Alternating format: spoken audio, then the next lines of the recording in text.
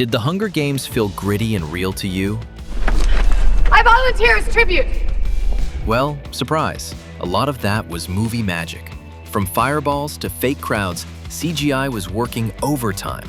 God, does anybody actually believe this? Let's break down which moments were real and which ones were pure capital-level trickery. Are you excited? Let me hear it! The man, the myth, the mastermind. Plutarch Heavensby wasn't just another capital puppet. He was a chess master hiding in plain sight. First, he shows up as the head game maker for the 75th Hunger Games, and by the end of Catching Fire, he's one of the brains behind Katniss's dramatic escape to District 13. Then why are you here? Same reason as you. I volunteered. Philip Seymour Hoffman brought Plutarch to life with quiet force and razor-sharp wit. His scenes with Katniss were subtle but powerful, a true highlight of the final 3 films. Sadly, Hoffman passed away in 2014 during the filming of Mockingjay Part 2. While most of his scenes were already completed, one crucial moment was still left. A heart-to-heart between Plutarch and Katniss after she takes down President Coin. Now, any other studio might have reached for the CGI button, but the Hunger Games team made another choice. Instead, they rewrote the scene. Haymitch reads Katniss a letter from Plutarch, delivering the message with his own trademark gruff wisdom. I'll say this for you, Katniss. You don't disappoint. It was a smart and respectful workaround. CGI back then wasn't what it is today.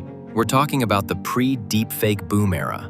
Plus, no amount of digital trickery could match what Hoffman would have done in that scene, and director Francis Lawrence summed it up best. He was one of the greatest actors, I think, of all time, and I just think to try to fake a Philip Seymour Hoffman performance would have been catastrophic, and I would never want to do that. I just think this was the best way to be able to get around such a horrible thing. The flaming costumes. Katniss and Peeta really lit up the stage in Hunger Games. Sure, the flames were VFX, but the costumes themselves were very real, and creating them in Catching Fire was no small feat for designer Trish Somerville.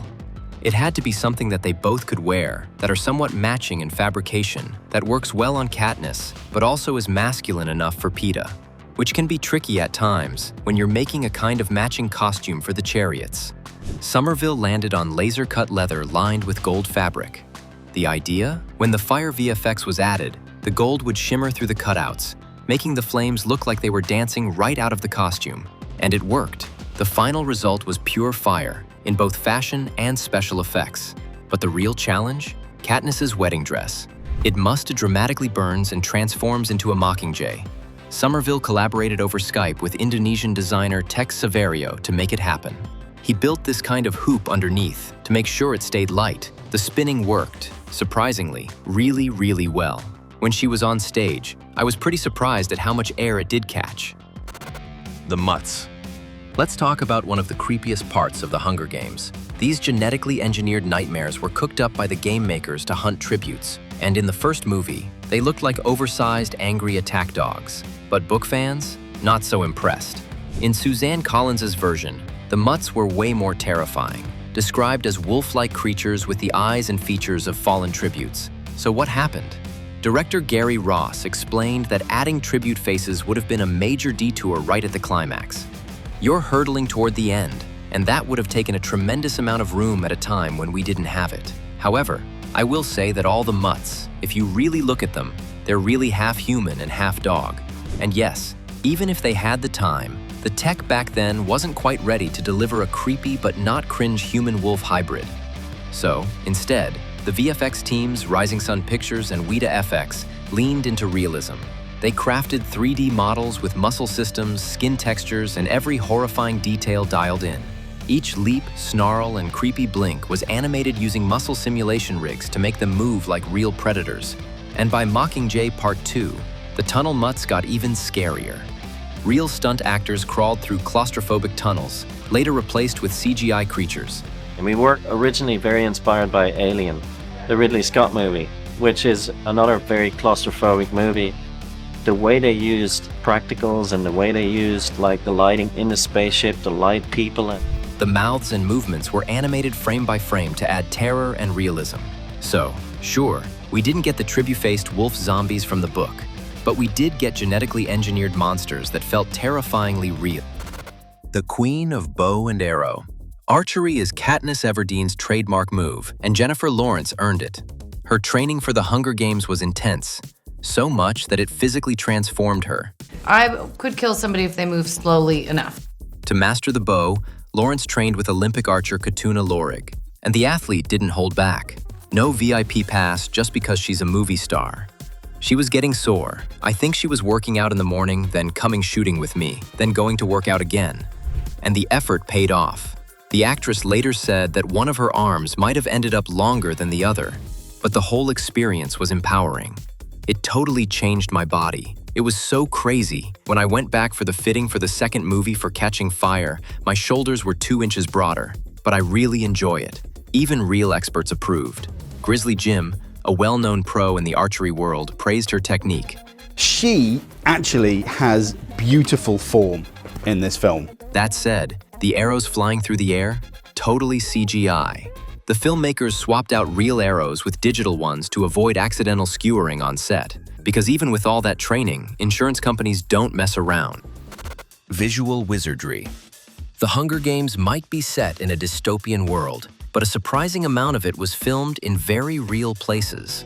The first movie was shot entirely in North Carolina. By Catching Fire and Mockingjay, the team leveled up with filming spots like Atlanta, Hawaii, and even Paris. But don't let the real locations fool you. The visual effects are doing some serious heavy lifting.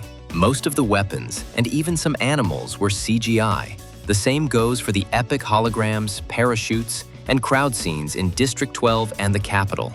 Caesar Fleckerman's commentary room and the train in which Katniss and Peeta are headed to the Capitol were filmed on a green screen and enhanced with visual effects. So if you can promise that you'll quit looking at me like I'm wounded, I promise I'll quit acting like it. The goal? Keep everything grounded in Katniss's point of view, so it feels real, even when it's not. It's always Frances's preference to make as much of it real as you can for the actors and for the audience. Speaking of the Capitol, the director Gary Ross wanted it to feel like a twisted mix of dystopia and utopia, with design roots in the Third Reich and the German World Trade Fair. We wanted to make the Capitol sort of brutal, concrete, scaleless environment. So everything you see was designed to feel familiar and disturbingly possible. According to VFX supervisor Yannick Sers, the only fully digital environments were the Avenue of the Tributes and the central Cornucopia Island. And while the chariot scene looks massive, it was mostly filmed in a parking lot with just a few real chariots and a lot of green screen. The rest was digital doubles, CGI horses, and a dash of movie magic. One of the trickiest effects? The rotating cornucopia. They built part of it for real, called a biscuit set, and then used CG to complete the spinning nightmare. And while the arena looks lush and tropical, it was mostly shot in a dome in Atlanta. The ocean and jungle were added in post-production. The Game Maker's Space. Remember the control room? It's where the game makers sit in their futuristic lair, sipping coffee and casually throwing fireballs at teenagers. Visually, the control room looks like a high-tech war space, part reality show studio, part evil mastermind's office. Behind this polished madness was VFX supervisor Sheena Dougal. She had just 23 weeks and a tight budget to pull off more than 1,200 visual effects shots. There was such tremendous pressure on us that we were constantly looking for creative ways to make up for the lack of time and money. And then we had to work really hard to come up with extra solutions and then sell these out. Thankfully, Lionsgate loved the early cuts so much they boosted the VFX budget, giving Dougal more time, more help, and fewer sleepless nights. Still, a lot depended on creative problem solving. Instead of characters awkwardly explaining what's going on, the control room visuals did the heavy lifting. You'd see maps, tribute trackers, and of course those fun little updates, like fireballs or mutant dogs crashing the party. They used a blend of 2D and 3D magic to create that living, breathing hologram of the arena, a perfect digital playground for the game maker's madness. That's it for today. What are your favorite scenes from the franchise? Share in the comments, and thanks for watching.